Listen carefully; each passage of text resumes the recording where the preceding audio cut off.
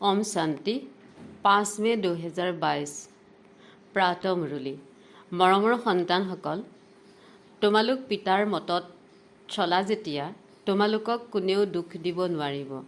দুখ কষ্ট দিওঁতা হৈছে ৰাৱণ, যি তোমালোকৰ ৰাজ্যত নাথাকে।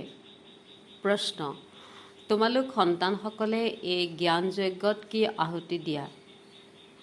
উত্তৰ: এই জ্ঞানযজ্ঞত তোমালোকে কোনো তিল জব আদি আহুতি নিদিয়া। ইয়াত তোমালোকে দেহ সহিত যি কিছু আছে সেই সকলো আহুতি দিব লাগে, অৰ্থাৎ বুদ্ধিৰে সকলো পাহৰি যাব লাগে। এই যজ্ঞৰ তত্ত্বাৱধান পবিত্ৰতাত থকা ব্ৰাহ্মণেহে ল'ব পাৰে। যিসকল পবিত্ৰ ব্ৰাহ্মণ হয় তেওঁলোকেই আকৌ ব্ৰাহ্মণৰ পৰা দেৱতা হয়। গীত: তুমে পাকে হমনে জাহান পা লিয়া, তোমাক পাই আমি গোটেই জগতখনেই পাই গ'লোঁ। ওম শান্তি। সন্তানসকল পিতাৰ ওচৰলৈ আহিছে। সন্তানসকল নিশ্চয় তেতিয়াহে আহিব যেতিয়া পিতাক চিনি পিতা বুলি ক'ব, নহ'লেতো আহিবই নোৱাৰে। সন্তানসকলে জানে যে আমি নিৰাকাৰী বেহদৰ পিতাৰ ওচৰলৈ যাওঁ। তেওঁৰ নাম হৈছে শিৱ বাবা। তেওঁ নিজৰ শৰীৰ নাই। তেওঁ কোনো শত্ৰু হ'ব নোৱাৰে। ইয়াত শত্ৰু হ'লে যেতিয়া ৰজাকো মাৰি পেলায়। গান্ধীক মাৰিলে, কিয়নো তেওঁতো শৰীৰ আছিল, পিতাৰতো নিজৰ শৰীৰ নাই। মাৰিব বিচাৰিব, সেয়াও তেওঁক যাৰ শৰীৰত প্ৰৱেশ কৰোঁ। আত্মাকতো কোনেও মাৰিব কাটিব নোৱাৰে। গতিকে যিয়ে মোক যথাৰ্থ ৰীতিৰে জানে তেওঁকহে ৰাজ্য ভাগ্য দিওঁ। তেওঁলোকৰ ৰাজ্য ভাগ্য কোনেও জ্বলাব নোৱাৰে, যিকোনো অৱস্থাত পানীও ডুবাব নোৱাৰে। তোমালোক সন্তানসকল পিতাৰ পৰা অবিনাশী ৰাজধানীৰ উত্তৰাধিকাৰ ল'বলৈ আহিছা, যাক কোনেও দুখ অথবা কষ্ট দিব নোৱাৰে। তাত দুখ কষ্ট দিওঁতা কোনো নাথাকে। দুখ কষ্ট দিওঁতা হৈছে ৰাৱণ। ৰাৱণৰ 10টা মূৰো দেখুৱায়, কেৱল ৰাৱণক দেখুৱায়, মনন্দৰীক নেদেখুৱায়। কেৱল নাম ৰাখি দিছে যে ৰাৱণৰ পত্নী আছিল, সেয়েহে এই ৰাৱণ ৰাজ্যত তোমালোকৰ দুখ কষ্টই হয়। তাততো ৰাৱণ নাথাকে। পিতাটো হৈছে নিৰাকাৰ, তেওঁক কোনেও মাৰিব কাটিব নোৱাৰে। তোমালোককো এনেকুৱা কৰি তোলে যাতে তোমালোকৰ শৰীৰ থকা স্বত্তেও কোনো দুখ হ'ব নোৱাৰে। গতিকে এনেকুৱা পিতাৰ মতত চলিব লাগে।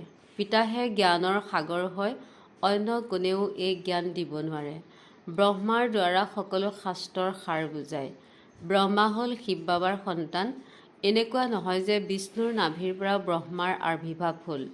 যদি নাভিৰ পৰা বুলি কোৱা হয় তেন্তে শিৱ বাবাৰ নাভি কমলৰ পৰা আবিৰ্ভাৱ হ'ল। তোমালোকো শিৱৰ নাভিৰ পৰা আবিৰ্ভাৱ হৈছা। বাকী চিত্ৰটো সকলো মিছা। একমাত্ৰ পিতাই হৈছে সত্যনিষ্ঠ। ৰাৱণে পাপিষ্ঠ কৰি তোলে। এয়া হৈছে খেল। এই খেলখনক তোমালোকেহে জানা। কেতিয়াৰ পৰা ৰাৱণ ৰাজ্য আৰম্ভ হ'ল, মনুষ্য কেনেকৈ অৱনমিত হৈ হৈ অধপাতে গ'ল, আৰোহণ কোনেও কৰিব নোৱাৰে। পিতাৰ ওচৰলৈ যোৱাৰ যি মাৰ্গ দেখুৱায় সেই মাৰ্গে আৰুহে জংঘলত পেলাই দিয়ে, কিয়নো বাবাৰ ঘৰ আৰু স্বৰ্গৰ মাৰ্গৰ বিষয়ে নাজানেই। যিসকল গুৰু আদি আছে সকলো হৈছে হঠযোগী। ঘৰ সংসাৰ ত্যাগ কৰি দিয়ে। বাবাই ত্যাগ নকৰায়, কয় পবিত্ৰ হোৱা। কুমাৰ আৰু কুমাৰী পবিত্ৰ হয়।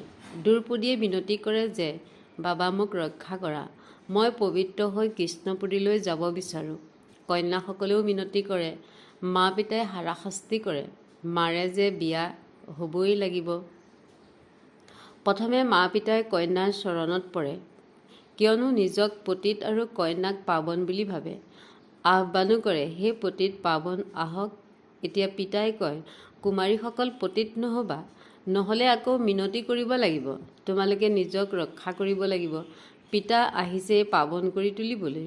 কয়, স্বৰ্গৰ বাদশ্বাহীৰ উত্তৰাধিকাৰ দিবলৈ আহিছোঁ, সেইবাবে পবিত্ৰ হ'বলগীয়া হয়। যদি পবিত্ৰ হোৱা তেন্তে পতিত হৈ মৰিবা। স্বৰ্গত সুখ দেখিবলৈ নাপাবা। স্বৰ্গতো বহুত সুখ আনন্দ আছে। হীৰা মুকুতাৰ মহল আছে। সেই ৰাধা কৃষ্ণই লক্ষ্মী নাৰায়ণ হয়। সেয়েহে লক্ষ্মী নাৰায়ণকো ইমান মৰম কৰা উচিত। বাৰু, কৃষ্ণক মৰম কৰে আৰু ৰাধাক কিয় লোভ কৰি দিছে? কৃষ্ণ জন্মাষ্টমীত কৃষ্ণক দোলনাত দোলায়, মাতাসকলে কৃষ্ণক বহুৱাই মৰম কৰে, ৰাধাক নকৰে। আকৌ ব্ৰহ্মাজী কৃষ্ণ হ'বগৈ, তেওঁৰো ইমান পূজা নহয়। জগত অম্বাকো বহুত পূজা কৰে। যিগৰাকী সৰস্বতী ব্ৰহ্মাৰ জীয়ৰী হয়, আদিদেৱ ব্ৰহ্মাৰ কেৱল আজমিৰত মন্দিৰ আছে। এতিয়া মাম্মা হ'ল জ্ঞান জ্ঞানেশ্বৰী। তোমালোকে জানা তেওঁ হৈছে ব্ৰাহ্মণী, তেওঁ কোনো স্বৰ্গৰ আদি দেৱী নহয়। 8 ভুজাও নাই, মন্দিৰত 8 ভুজা দেখুৱায়। পিতাই কয়, মায়াৰ ৰাজ্যত সকলো মিছাৰ উপৰি মিছা। একমাত্ৰ পিতাহে সত্য, যিয়ে মনুষ্যৰ পৰা দেৱতা কৰি গঢ়ি তুলিবলৈ সত্য কথা কয়। সেই পাৰ্থিৱ ব্ৰাহ্মণৰ দ্বাৰাতো তোমালোকে কথা কাহিনী আদি শুনি শুনি এইটো অৱস্থাত উপনীত হৈ গ'লা। এতিয়া মৃত্যু সন্মুখত থিয় হৈ আছে। বাবাই কয়, যেতিয়া বৃক্ষৰ জৰ্জৰিত অৱস্থা হয়, তেতিয়া কলিযুগৰ অন্তত কল্পৰ সংগম যুগত মই আহোঁ। মই যুগে যুগে নাহোঁ। মই কাছ মাছৰ অৱতাৰ, বৰাহৰ অৱতাৰ নলওঁ। মই কণ কণতো নাথাকোঁ। তোমালোক আত্মা সকলো কণ কণত নোযোৱা, তেন্তে মই কেনেকৈ যাম? মনুষ্যৰ বাবে কয় যে মনুষ্য জন্তুও হয়। সেয়াতো অনেক যোনি আছে, গণনা কৰিবই নোৱাৰে। পিতাই কয়, সত্য কথা এতিয়া মই তোমালোকক বুজাওঁ। এতিয়া নিৰ্ণয় কৰা 84 লাখ জন্ম সত্য নে অসত্য। এইখন অসত্য জগতত সত্য ক'ৰ পৰা আহিল? সত্যটো এটাই হয়। পিতাহে আহি সত্য অসত্যৰ নিৰ্ণয় কৰে। মায়াই সকলোকে অসত্য কৰি দিছে। পিতা আহি সকলোকে সত্য কৰি তোলে। এতিয়া নিৰ্ণয় কৰা সত্য কোন?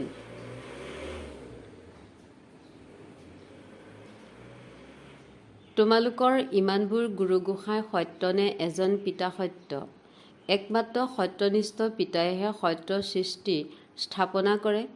তাত নীতিবিৰুদ্ধ কোনো কাম নহয়েই, তাত কোনেও বিষ নাপায়।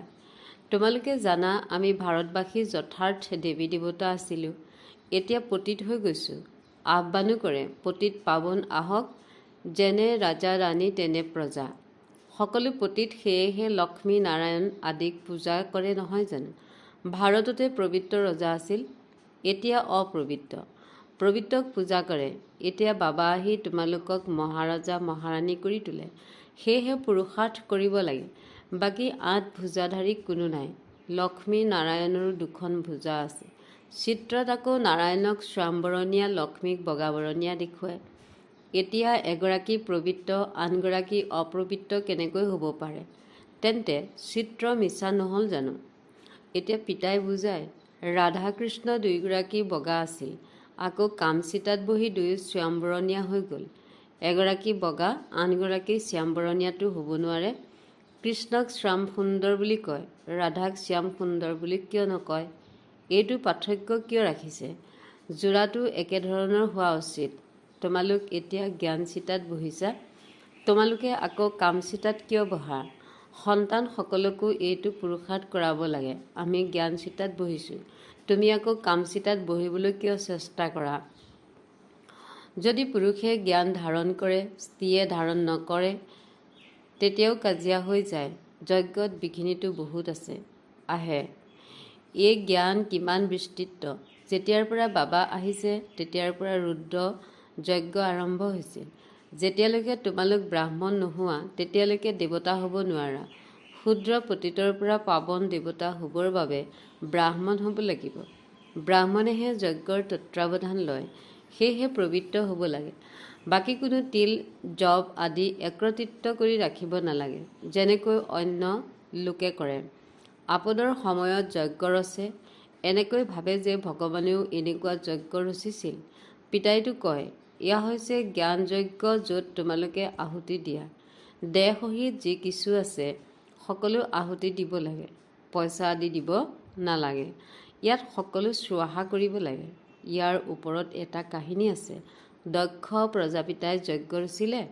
এতিয়া প্ৰজাপিতাতো এজন প্ৰজাপিতা ব্ৰহ্মা, আকৌ দক্ষ প্ৰজাপিতা ক'ৰ পৰা আহিল? পিতাই প্ৰজাপিতা ব্ৰহ্মাৰ দ্বাৰা যজ্ঞ ৰচে।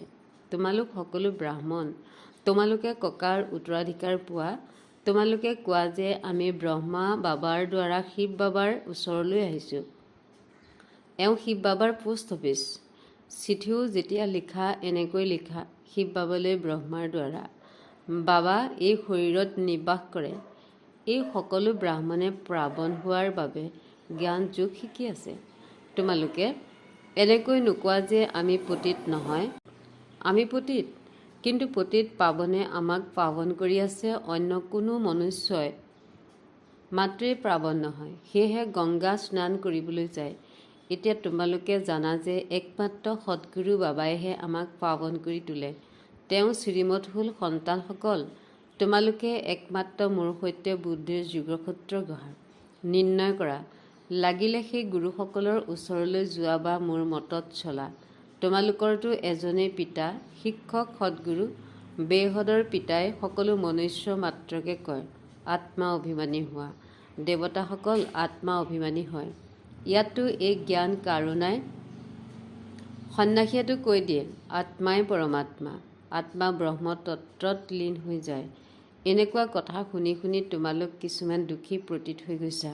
ভ্ৰষ্টাচাৰী পতিত তেওঁলোকক কোৱা হয়, যিসকল বিকাৰৰ দ্বাৰা জন্মে। সেই ৰাৱণ ৰাজ্যত ভ্ৰষ্টাচাৰী কামেই কৰে। আকৌ ফুলৰ দৰে কৰি তুলিবলৈ পিতা আহিবলগীয়া হয়। ভাৰতলৈকে আহে। পিতাই কয়, তোমালোকক জ্ঞান আৰু যোগ শিকাওঁতা ৫,০০০ বছৰ পূৰ্বেও তোমালোকক এয়া শিকাই স্বৰ্গৰ মালিক কৰি তুলিছিলোঁ। পুনৰ কৰি তোলোঁ। কল্পই কল্পই মই আহিয়েই থাকোঁ। ইয়াৰ আদিও নাই, অন্তও নাই। চক্ৰ ঘূৰিয়েই থাকে। প্ৰলয়ৰতো কথাই নাই। তোমালোক সন্তানসকলে এই সময়ত অবিনাশী জ্ঞানৰত্নৰে জুলুঙা ভৰপূৰ কৰা। শিৱম বম বম মহাদেৱ বুলি কয়। বম বম অৰ্থাৎ শংখ ধ্বনি কৰি আমাৰ জুলুঙা ভৰপূৰ কৰি দিয়ক। জ্ঞান বুদ্ধিত থাকে নহয় জানো? আত্মাতহে সংস্কাৰ থাকে। আত্মাইহে পঢ়ি ইঞ্জিনিয়াৰ বেৰিষ্টাৰ আদি হয়। এতিয়া তোমালোক আত্মাসকল কি হ'বা? এনেকৈ কোৱা, বাবাৰ পৰা উত্তৰাধিকাৰ লৈ লক্ষ্মী নাৰায়ণ হ'ম। আত্মাই পুনৰ্জন্ম নিশ্চয় লয়। এয়া বুজিবলগীয়া কথা নহয় জানো?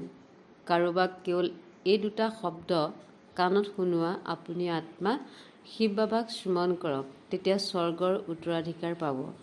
কিমান সহজ।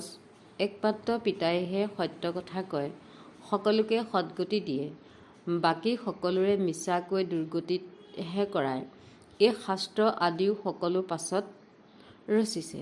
ভাৰতৰ একমাত্ৰ শাস্ত্ৰ হৈছে গীতা। এনেকৈ কয়। পৰম্পৰাগতভাৱে এয়া চলি আহিছে। কিন্তু কেতিয়াৰ পৰা? ভাবে যে সৃষ্টিৰ লাখ লাখ বছৰ হৈছে। বাৰু, তোমালোক সন্তানসকলে বাবাৰ বাবে আঙুৰ লৈ আহা। তোমালোকেই আনা, তোমালোকেই খোৱা। মই নাখাওঁ, মইতো অভোক্তা। সত্য যুগতো তোমালোকৰ বাবে মহল নিৰ্মাণ কৰোঁ। ইয়াতো তোমালোকক নতুন মহলত ৰাখোঁ। মইতো পুৰণাতে থাকোঁ। এওঁ বিস্ময়কৰ বাবা। এওঁ পিতাও হয়, অতিথিও হয়। মুম্বাইলৈ গ'লে অতিথি বুলি ক'ব নহয়। এনেইতো এওঁ গোটেই সৃষ্টিৰে বৰ ডাঙৰ অতিথি।